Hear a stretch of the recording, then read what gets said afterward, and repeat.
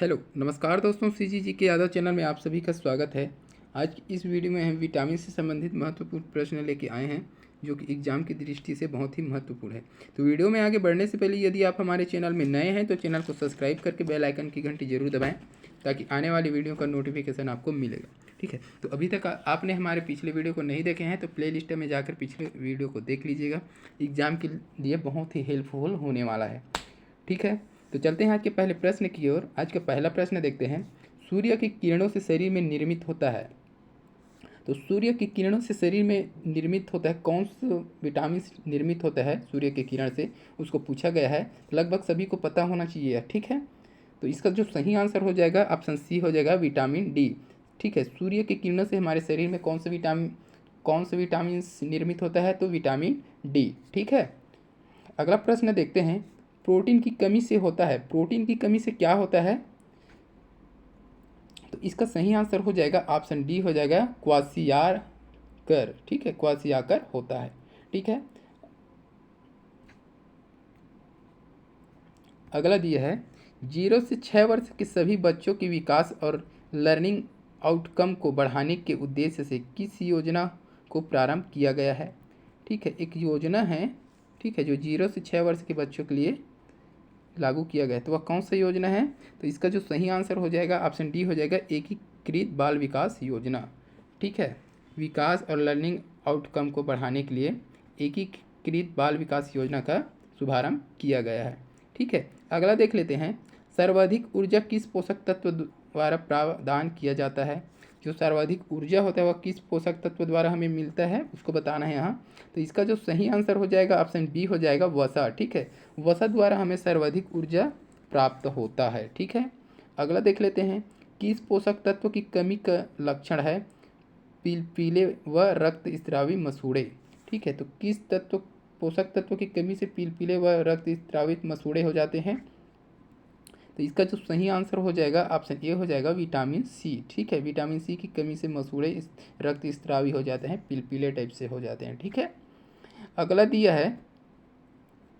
अस्थियों के स्वास्थ्य के लिए आवश्यक पोषक तत्व है। तो अस्थि जो हड्डी होते हैं उसके स्वास्थ्य के लिए कौन सा पोषक तत्व आवश्यक होता है, तो इसका जो सही आंसर हो जाएगा ऑप्शन डी हो जाएगा, कैल्शियम व विटामिन डी।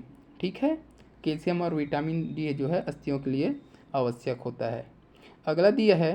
शरीर निर्माणात्मक कार्य प्रमुख रूप से किस पोषक तत्व द्वारा संपादित किया जाता है। जो शरीर निर्माण होता है वो प्रमुख रूप से किस पोषक तत्व द्वारा किया जाता है, तो इसका जो सही आंसर हो जाता है ऑप्शन बी हो जाएगा, प्रोटीन। ठीक है, प्रोटीन से शरीर ग्रोथ करता है। ठीक है, अगला प्रश्न दिया है।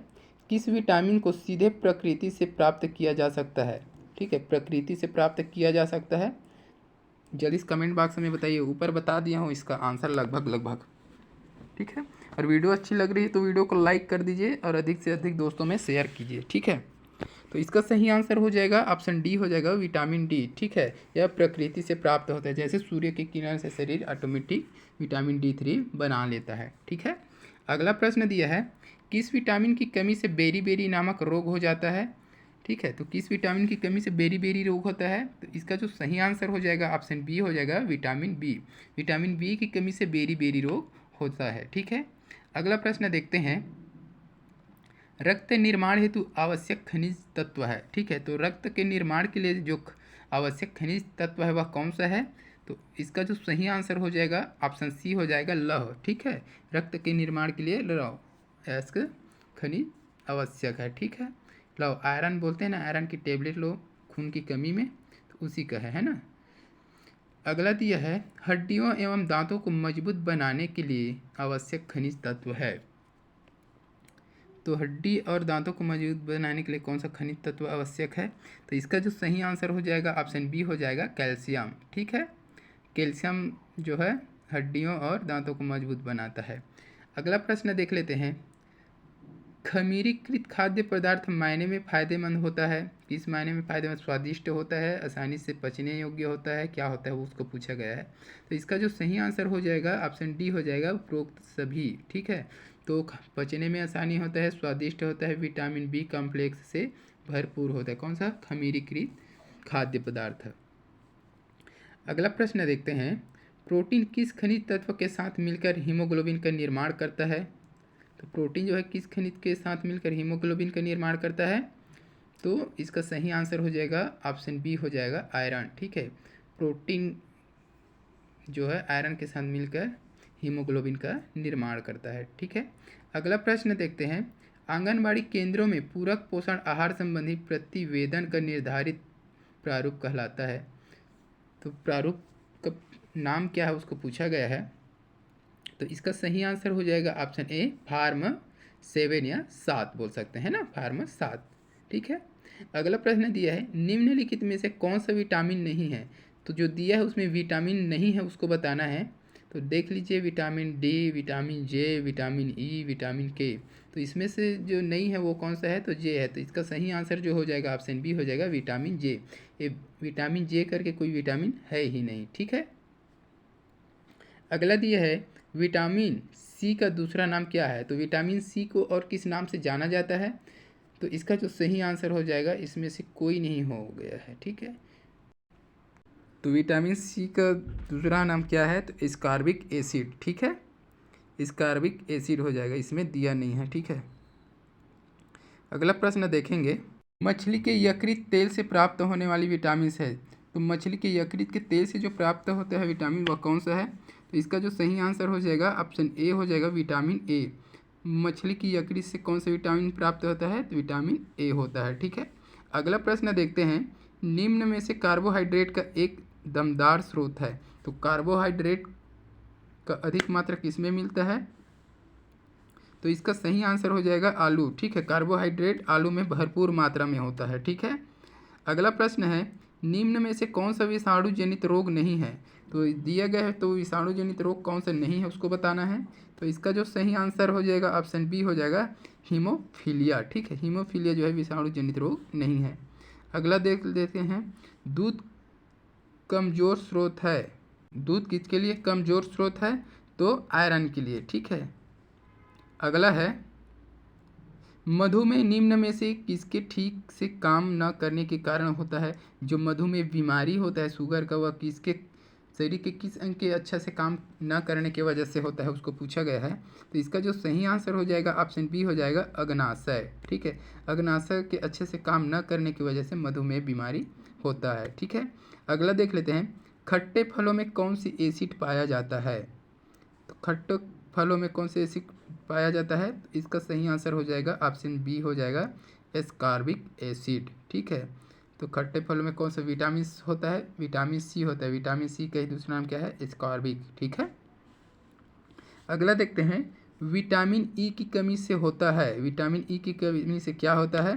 तो इसका जो सही आंसर हो जाएगा ऑप्शन सी हो जाएगा बंध्यता। बंध्यता मतलब बांझपन होता है। ठीक है, अगला देख लेते हैं। प्रोटीन ऊर्जा कुपोषित से बच्चों में दिखाई देने वाली बीमारी कहलाती है। प्रोटीन और ऊर्जा कुपोषित बच्चों में दिखाई देने वाली बीमारी कहलाती है। तो इसका सही आंसर हो जाएगा ऑप्शन डी हो जाएगा मैरास्मस। ठीक है, प्रोटीन और ऊर्जा से कुपोषित बच्चों में दिखाई देने वाले लक्षण क्या कहलाती है? मैरास्मस। ठीक है, अगला प्रश्न देखते हैं। रतौंधी बीमारी किस विटामिन की कमी से होती है? तो इसका जो सही आंसर हो जाएगा ऑप्शन ए हो जाएगा विटामिन ए।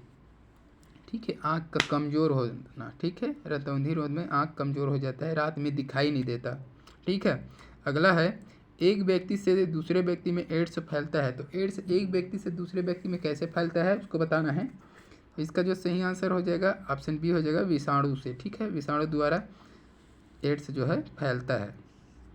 तो अभी तक वीडियो को लाइक नहीं किया है तो लाइक कर दीजिए। चैनल में नए हैं तो चैनल को सब्सक्राइब कर दीजिए। ठीक है, और वीडियो को अधिक से अधिक शेयर कीजिए। अगला प्रश्न देखते हैं। गर्भवती महिलाओं को सामान्यतः कमी हो जाया करती है।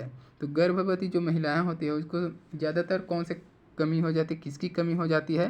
तो इसका जो सही आंसर हो जाएगा ऑप्शन डी हो जाएगा आयरन और कैल्शियम की। ठीक है, गर्भवती महिलाओं को हमेशा आयरन और कैल्शियम का दवा चलते रहता है क्योंकि उसको उस समय कमी पड़ता है ना। अगला प्रश्न। आहार में लौह की कमी से होता है। अगर हम कुछ आहार लेते हैं उसमें लौह की कमी है तो उससे क्या होगा उसको पूछा गया है। तो इसका सही आंसर हो जाएगा ऑप्शन बी हो जाएगा रक्त क्षीणता। तो रक्त की कमी। ठीक है, अगला प्रश्न है ऊतकों में जल जमाव निम्न की कमी से होता है। तो ऊतक में जो जल जमाव होता है वो किसके कमी से होता है? तो इसका सही आंसर हो जाएगा ऑप्शन ए हो जाएगा विटामिन B1 की कमी से होता है। ऊतकों में जल का जमाव विटामिन B1 की कमी से होता है। अगला प्रश्न दिया है निम्नलिखित में से किसमें प्रोटीन एनर्जी कुपोषित सामान्यतः दिखाई देता है एवं अधिकतम घातक परिणाम होते हैं? तो इसका जो सही आंसर हो जाएगा ऑप्शन सी हो जाएगा शिशु अवस्था और बचपन में।